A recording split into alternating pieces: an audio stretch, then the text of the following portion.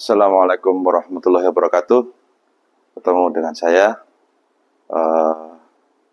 Perkenalkan, saya Toto Andi Prasetyo, penulis buku Perencanaan Struktur Bangunan Industri dengan Crane, lengkap dengan SNI yang terbaru, SNI 1729-2020, SNI 1727-2020, serta SNI 1726-2019. Puji syukur kehadirat Allah Subhanahu wa Ta'ala, dengan barokahnya, dengan izinnya, saya bisa menyelesaikan buku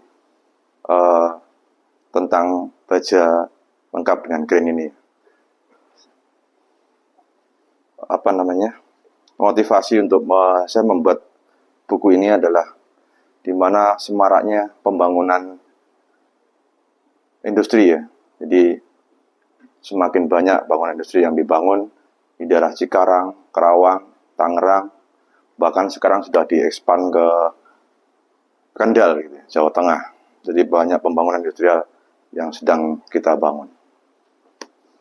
Jadi kita mau bahas tentang daftar isi gitu ya. Jadi untuk bab 1 itu ya, kita tuh menjelaskan tentang teori-teori. Jadi buku ini memang kita mix antara akademisi dan praktisi ya. Jadi saya sebagai praktisi juga sebagai akademisi. Jadi bab 1 itu menerangkan bahwa teori-teori yang diadopsi dari SNI yang terbaru gitu.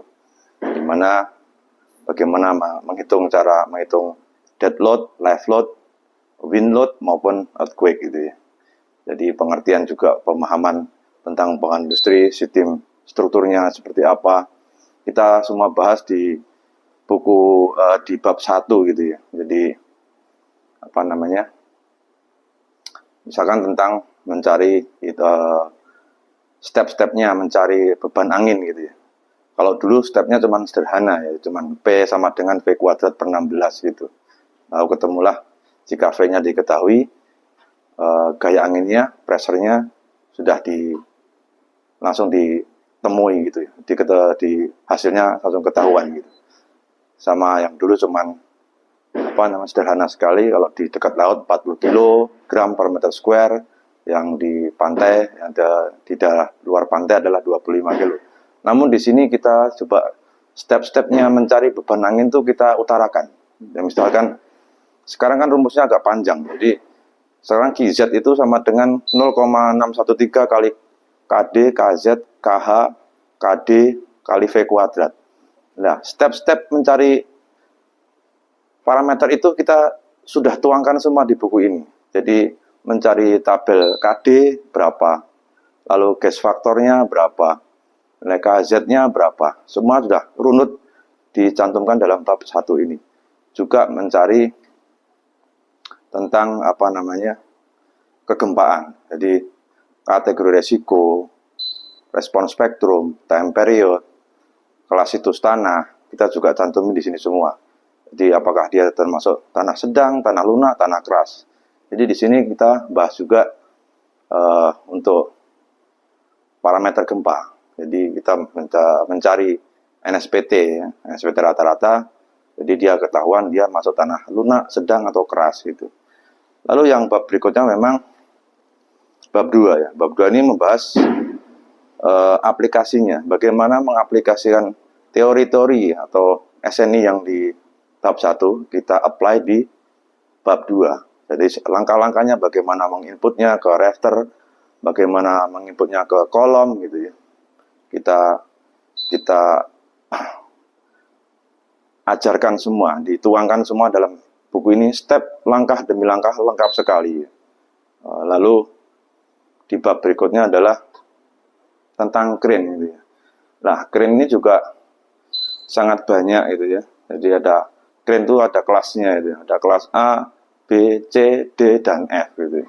Di mana kelas A dan B itu adalah kelas ringan, D, E, F itu udah kelas sedang dan kelas berat, di mana lanjutannya itu juga berbeda-beda batasannya gitu ya. Jadi kalau kelas ringan itu L per 600, kalau yang sedang itu L per 800, kalau yang berat itu L per 1000 gitu. Yang kalau untuk horizontalnya itu adalah L per 400 gitu ya, sama. Lalu juga kita mengecek bagaimana runway itu mengalami fatigue gitu ya. Jadi kita bahas juga di buku ini.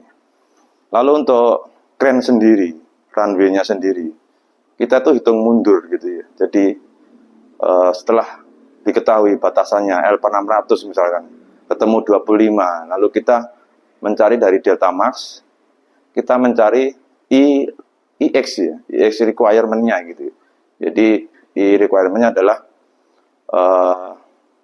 P kali A 3 L minus A kuadrat dikurangi 4A kuadrat dibagi 24 EI. Nah, I ini yang kita cari.